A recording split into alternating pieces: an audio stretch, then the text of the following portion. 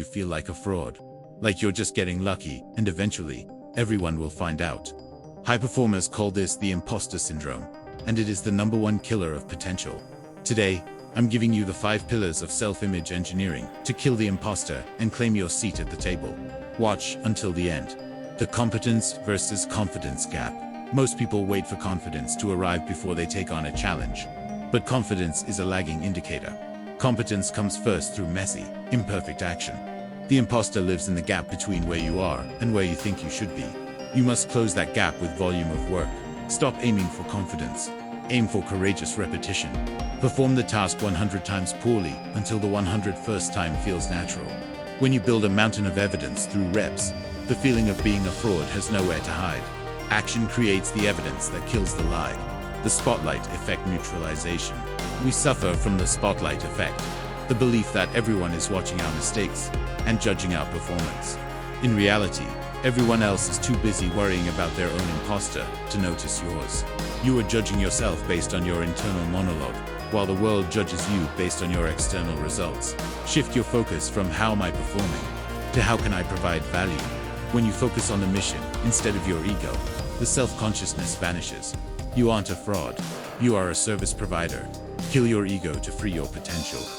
Cognitive reframing of failure. The imposter views failure as proof of being a fraud. The master views failure as data for optimization. To the insecure mind, a mistake is an identity.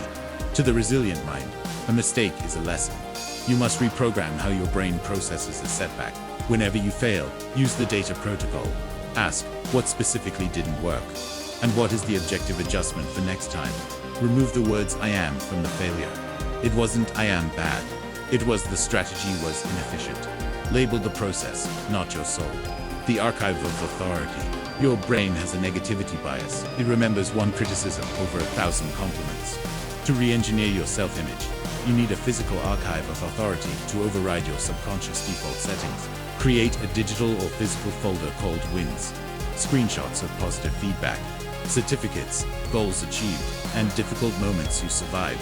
Review this archive for 2 minutes every morning. Force your brain to look at the facts of your growth.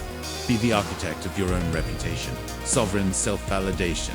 The root of the imposter syndrome is seeking external permission to feel successful. If you wait for the world to tell you that you've arrived, you will be waiting forever. You must become the primary source of your own validation based on your adherence to your own standards. Set 3 non-negotiable standards for your day. For example, I will work for hours deep. I will be honest. I will train. If you meet your standards, you have won.